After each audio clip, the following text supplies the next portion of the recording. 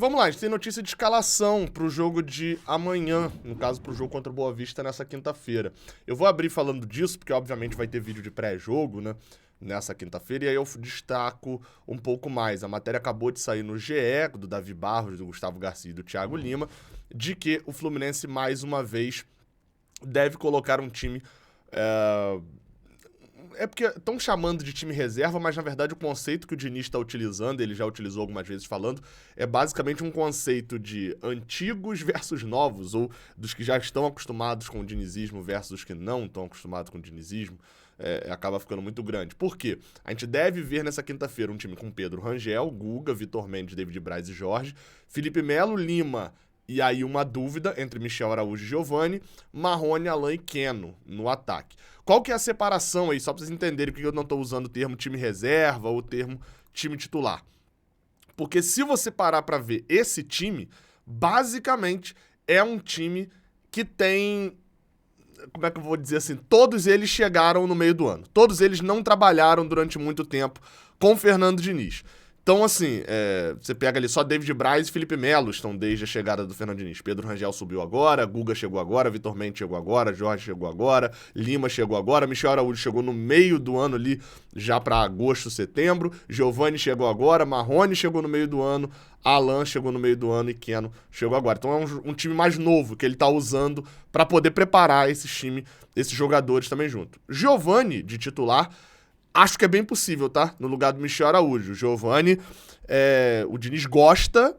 Eu não achei que ele foi esplendoroso. Alguns acho que perderam a linha aí no elogio, mas enfim, opinião pessoal, né? Mas eu não achei que ele foi, nossa, e tal. Mas ainda assim, me surpreendeu. Não esperava muito dele. E veio bastante coisa, né? Acima do que eu esperava. E o Diniz tem esse mesmo pensamento. O Diniz tá gostando do jogador até agora. Enfim, vamos ver. Eu comento mais esse time no pré-jogo que sai nessa quinta-feira pela manhã.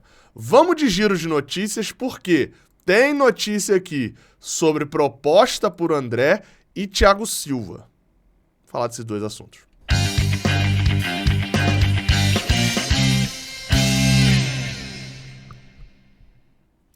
Eu sou o Gabriel Amaral, sou jornalista por formação e sou tricolor de coração. Você deixa um like aqui embaixo, você se inscreve aqui no Raiz Tricolor, isso tudo dá uma moral gigantesca pra gente, beleza? E hoje é a última oportunidade pra você participar do sorteio da Bet7k, tá? Eu vou explicar tudo aqui embaixo, mas é só avisando, merchan da Bet... Hoje nem tem o merchan não, mas só avisando, amanhã, eu precisava avisar isso, amanhã no dia 26, sai o resultado do sorteio. Então, você pega os vídeos anteriores, tinha que mandar lá o cupom pro e-mail, né, do canal, pro raiztricolorfluminense@gmail.com e tal. Eu já expliquei isso em outros vídeos, mas só avisando, eu combinei que no dia 25, então no vídeo de pré-jogo sai o resultado. Beleza? Vamos embora. Vamos embora porque a gente precisa falar sobre Thiago Silva mais uma vez. Cara, eu tô vendo um movimento agora na internet de raiva ao Thiago Silva, né?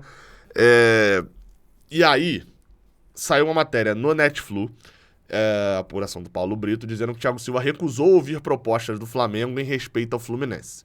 Segundo a matéria, diz que o jogador, antes de ir para o futebol inglês, antes de ir para o Chelsea, o Flamengo sondou para trazer Thiago Silva de volta para o Brasil e ele simplesmente não quis saber de detalhes de uma possível proposta.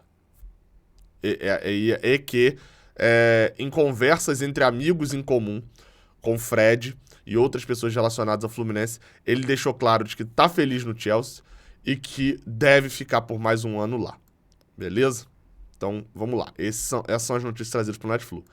Eu vou passar bem rápido por esse assunto, porque eu quero falar mais do assunto André, porque é o seguinte, beleza, é a apuração do Netflu, é informação, você descobre a informação, você tem que publicar mesmo.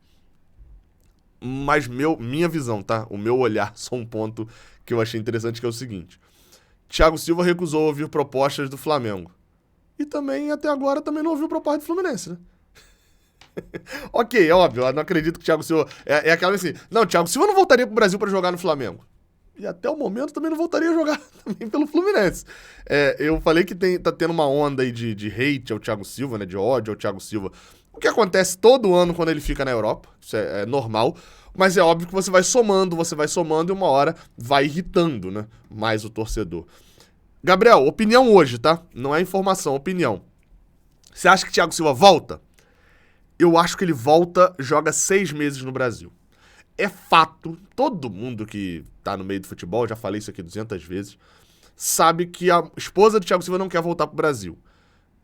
Aqui não é coluna de fofoca, mas tem um problema ali ainda no casamento do Thiago Silva, que é uma outra situação. Se você pesquisar direitinho, você acha. Mas não vai ser eu aqui, que eu não sou o Léo Dias, pra poder ficar falando desse tipo de assunto aqui.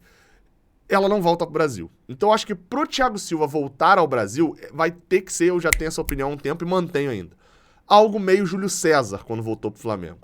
Júlio César não queria morar no Brasil, acho que ele tá morando até em Portugal, se eu não me engano. O Thiago Silva vai morar na Europa após o final da carreira. Não é dinheiro o problema, é sempre bom destacar isso. Ah, não, ele... Pô, não é dinheiro a questão. Jogador, na maioria das vezes nessa idade, fala assim, igual o Cristiano Ronaldo foi pra Arábia Saudita. Fala, pô, pra quê? O cara já tem muito dinheiro, pra que ele foi lá? Não é só muito dinheiro ganhar mais dinheiro, não é a conta bancária enchendo. É ter o maior salário. Jogador tem ego também, tá? Só pra destacar. Então, por isso que são raros os casos de jogadores que vêm pro Brasil ganhando muito pouco. Porque o cara vem com ego também, enfim. E merece também, porque merece receber isso, porque seria um zagueiro espetacular. Então, a minha impressão é que o Thiago Silva, se vier, vem pra jogar 6 meses. Teria que ter um acordo muito liberado ali da esposa. Talvez venha sem família, não sei, mas talvez venha com a família também. Jogue 6 meses, ou 6 meses iniciais de um ano, que eu acho mais difícil, porque o contrato dele possivelmente vai se romper, né, no meio do ano, né, no fim da temporada europeia. Ou talvez para jogar os 6 meses finais de um ano e pronto. Não acho que ele simplesmente não vem pro Fluminense, mas acho pouquíssimo provável que ele assine um contrato de muito tempo. Acho que é só uma passagem burocrática. A questão é que Thiago Silva tem um futebol ainda que não é nada burocrático, que é um futebol de muita qualidade. Então, talvez até uma pouca passagem burocrática faça uma diferença tremenda no time do Fluminense. Vamos ver. A minha opinião atualmente é essa. Vou repetir. Não o considero um ídolo. Não considero. Acho o Gum maior do que Thiago Silva no Fluminense até hoje. Ah, Gabriel, mas você tá comparando o Gum com o Thiago Silva? Sim, como ídolo, como jogador. Óbvio que não tem comparação, né? O Gum é muito melhor. Sacanagem. Óbvio que não tem comparação, mas não acho ainda. Se ele voltar e ele estiver lá do lado do Felipe Melo, do lado do, sei lá, que é o capitão atual Nino, não sei, se ele for o cara que estiver levantando a taça da Libertadores, a gente volta a conversar no assunto. Mas, na forma como tá agindo tudo, até o momento, até 25 de janeiro de 2023, não o considero. Enfim.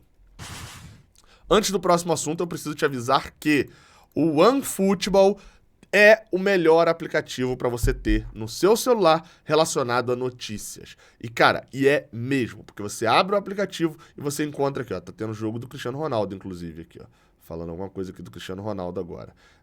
Tá tendo Volta Redonda e Resende também, ó, tá 3-1 pro Volta Redonda. Falei de notícia, mas placar ao vivo eles têm também, ó, não tá focando aí. 3-1 pro Volta Redonda, Pedrinho Lelê fez 2 gols, o Lelê, né, o Pedrinho fez um só. E o Raine diminuiu pro Resende. Volta Redonda vem forte esse ano, hein? Deixa eu dar uma olhada aqui como é que tá a tabela. Volta Redonda tem, então, ó, 2 vitórias, tem 7 pontos, né? 2 vitórias, um empate, só uma derrota, 4º lugar.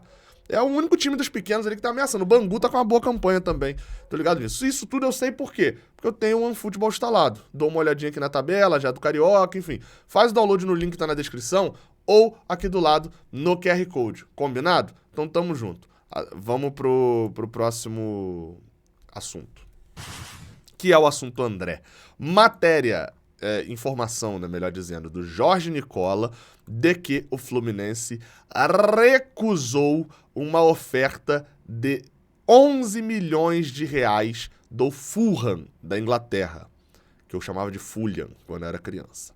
20 milhões de euros seria essa proposta do Fulham pelo André. E o Fluminense recusou. Como que seria essa negociação antes de eu dar a opinião?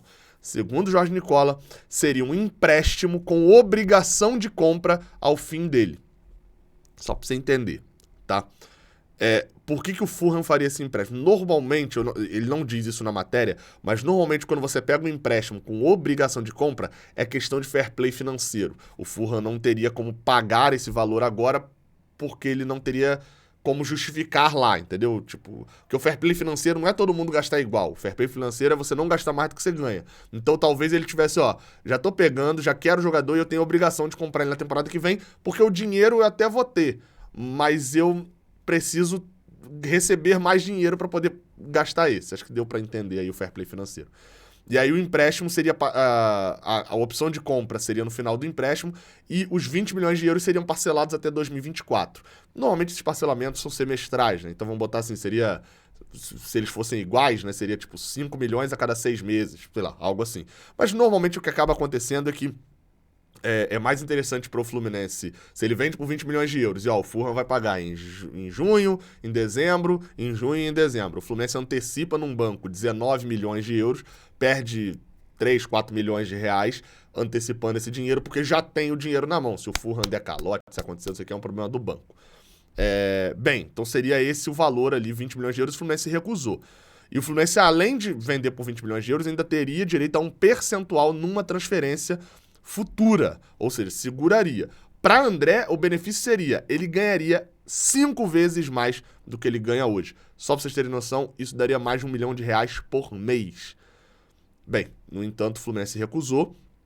E numa entrevista que o Mário Bittencourt deu à coletiva da Flucamp, né, para as crianças da Flucamp, ele chega a garantir que André não será vendido em 2023.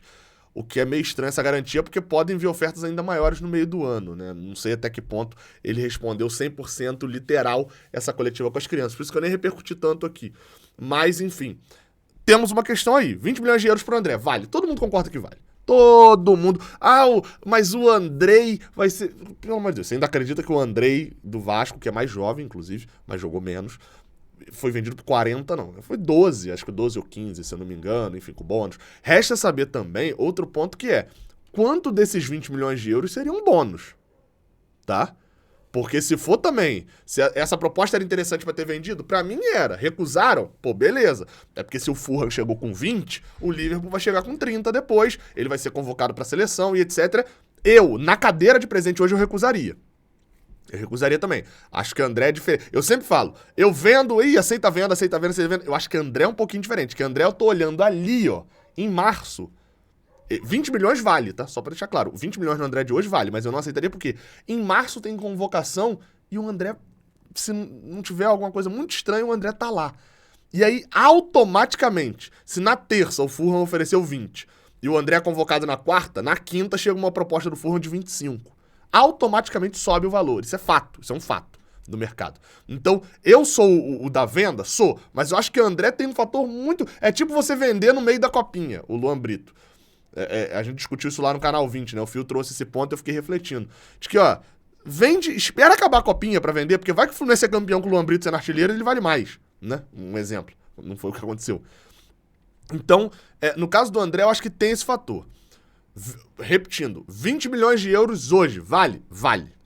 Mas seria burrice vender agora, antes dessa possível convocação. Ele pode se lesionar? Pode, é um risco. É um risco. Mas a gente tá falando aqui de um aumento de 5, 6 milhões de euros, sei lá. Isso é um aumento muito considerável. É um aumento de um Matheus Martins, por exemplo. Então, enfim.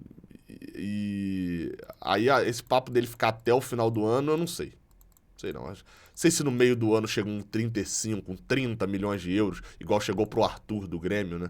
Na época até era mais porque teve inflação e tal, mas 30 milhões de euros não sei se não vendem, não. Seria o volante, a maior venda de volante da história do Brasil.